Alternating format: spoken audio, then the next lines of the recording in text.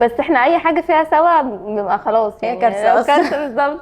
بلاش السؤال ده هيودينا في داهيه. في رابط بيجمعنا بالناس اللي بنحبهم، المشكلة انه بمرور الوقت ممكن يضعف. رباط هدفه يرجع الرابط ده من تاني زي الأول وأقوى. حلقة جديدة ورابط جديد.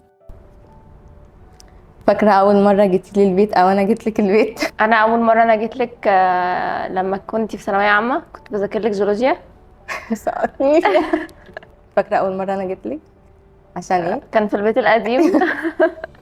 جيتي لي وحطيت لك ميك اب وقعدت قعدت تلعبي في اتصور. وشي. ايه اكتر حاجه مميزه في صحوبيتنا؟ إن مفيش حدود، يعني هو بدخل مروة فين على طول أي حاجة، مش بحسب أي كلام قبل ما أقوله لك، أو مثلا ببقى خايفة مثلا إن أنا أجي أقول لك حاجة، بالعكس يعني بحسك مامتي التانية. ماما مروة. تفتكري يوم فرحها هيبقى عامل إزاي؟ هيجي بس يوم فرحك ده بعد كمية التراستيشنز اللي انت عايشة بيها، اللي متأكدة منه ان انت اكيد هتكوني احلى عروسة هشوفها. ده كده كده. حاسة ان احنا ظننا زي بعض فهنبقى شبه بعض في افراحنا والحاجات اللي في الفرح، بس انا متأكدة منه انك هتكوني احسن عروسة. المهم بس هو يكون احسن عريس. يعني هنشوف لما إن شاء الله يجي. نحل الترستيشنز اللي عندي ده. لو حد سألك عليا توصفيني ازاي؟ هوصفك بانك اختي. مش بقول انك صاحبتي خالص، اي حد بيسأل هي اختي. آه بالنسبة لي مصدر بهجة، يعني بالنسبة لي لما بشوف صورك او ما اشوفك، حتى لو انا كان في ايه، خلاص مجرد ما بشوفك بتبسط.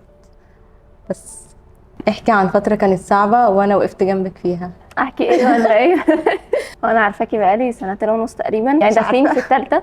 الثلاثة كلهم مواقف صعبة تقريبا، دي اكتر فترة كان فيها مواقف صعبة. مفيش موقف معين انتي وقفتيش معايا فيه. انا طول الوقت خلاص روان عارفة ان هي الوقت اللي هبقى محتاجة حد اتكلم معاه هاجي اتكلم معاكي، مع ان كان في وقت من الاوقات مش المفروض اتكلم معاكي انتي، بس انتي كنتي فاهمة ده وكنتي عارفة تفصلي ما بين اي حاجة احنا متخانقين فيها او متضايقين منها. طول الوقت مش موقف معين عشان المواقف كتير قوي، بس هما ال3 سنين كلهم مواقف. الحمد لله عدى على خير. ايه اكتر حاجة مهمة بالنسبة ليكي في الصداقة؟ الراحة. هل انا شخص مريح؟ اه يعني مريح، وانت دايما موجودة حتى لو انا ما بطلبش ده، ودايما فاهماني. يعني يمكن انت اكتر حد او اكتر من مامتي كمان بتفهميني. يعني بحس ان انا بتكلم مع نفسي، ان لا مفيش حد بكلمه او ما بكلمك انت بتفهميني الصح من الغلط. لا يعني برتاح معاك في الكلام، حتى لو حاجة مخبيها بقولها خلاص. اديني نصيحة بخصوص علاقتي العاطفية.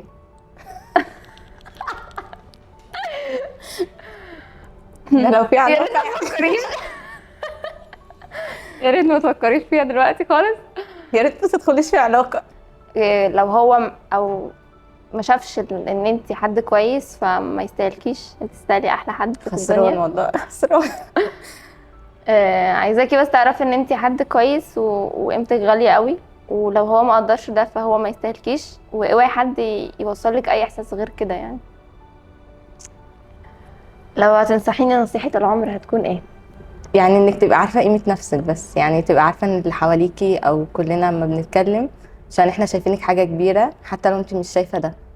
يعني لازم تشوفي نفسك انك كبيرة في كل حاجة، وانك تستاهلي احسن حاجة في الدنيا. فمش حاجة مثلا انت حاسة ان هي كبيرة قوي، هي ممكن تكون حاجة عادية بالنسبة لك انت. بس كده، حاجة عبيطة عملتها ليكي بس أثرت فيكي جدا. مش عارفة، انت اقل حاجة بتعمليها معايا بتأثر، بس ممكن تكون انت شايفاها صغيرة، زي اي مناسبة، نجحت، اتضايقت، اي حاجة انت تكوني اول حد موجود. ساعة تخرجي وساعة لما جبت 20K على الاكونت بتاعي. دايما فاكراني، دايما بتعملي عشاني حاجات كتير قوي. ممكن تكون انت شايفاها صغيرة بس انا دايما حافظاهم لك كلهم، فاكراهم لك كلهم. افتكريهم بقى عادي الجمعية دي. احلى يوم قضيناه سوا يعني، او احلى خروجة؟ اما رحتي لعبتيني في الماجيك بالأنات. دي كانت احلى خروجه بالنسبه لي. انا يعني كنت راجعه كان من مصيف من الغردقه، يعني أيوة. بعدها باسبوع، وانت قلت لي تعالي ننزل وكده، ولعبتيني شويه وجبت لي في الاخر لعبه اما كسبنا. اول حاجه بتفتكريها لما اسمي بيتقال قدامك في قعده؟ البومه. الضغط النفسي والعصبي. روان بريشر على الموبايل على طول. لا بفتكر والله كل الايام اللي عشناها، بس اهمهم فتره ثانويه عامه بتاعتك دي، لان ان انا طردتك. دي اللي قربتنا لبعض قوي. كنا مع بعض طول الوقت، وكنت كنت خايفه عليكي اكنك بنتي يعني. كنت خايفه يحصل لك اي حاجه. انا ما كنتش قلقانه في ثانويه عامه بتاعتي قد ما في ثانويه عامه بتاعتك كنت قلقانه عليكي قوي. اغرب تحويره حورونها على حد. بتقولي انك معايا او اي حاجه، او مش عايزه تشوفي حد معين، فبتقولوا له اصل روان عندها حاجه، اصل روان، وخليت كل الناس تشيل مني. اوصفي صداقتنا بكلمه. كتير قوي كده. ممكن الراحه عادي، مش لازم ان احنا نكون طول الوقت بنتكلم، مش لازم حد طول الوقت مبسوطين، عادي متضايقين متخانقين محدش بيزعل من التاني. دايما موجودين يعني. ممكن نقعد شهر ما نتكلمش، بس اول ما نتكلم لو احتجتك بلاقيكي، فموضوع مريح يعني، مش قموصه. فاكره اول مره اتقابلنا فيها؟ كانت فين؟ جيتي خدتيني من عند البيت. أيوة. وبعدين احنا عملنا شوبنج اصلا من اول مره خالص. واتغدينا ولفينا شويه وقعدنا نهزر وكده وروحت. بس طلعتي مذاكره كويس. روحت. طلعتي فاكره كويس.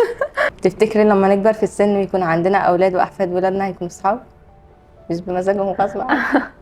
افتكر ان احنا في حاجات كتير قوي حصلت خلتنا نكون اقرب لبعض. بالعكس لو اي حد تاني كنت متخيله ان احنا ممكن نبعد.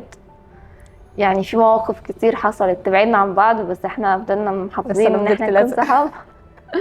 فاظن احنا هنفضل صحاب لحد اصلا احنا ما نكبر لا مش ولادنا واحفادنا. كفايه. لو عجبتكم الحلقة ما تنسوش تعملوا لايك وشير وسبسكرايب، واحكوا لنا في الكومنتات عن 2 علاقتهم حقيقية ويونيك وعايزينهم يطلعوا معانا في البرنامج. نشوفكم الحلقة الجاية ورابط جديد. هنكمل.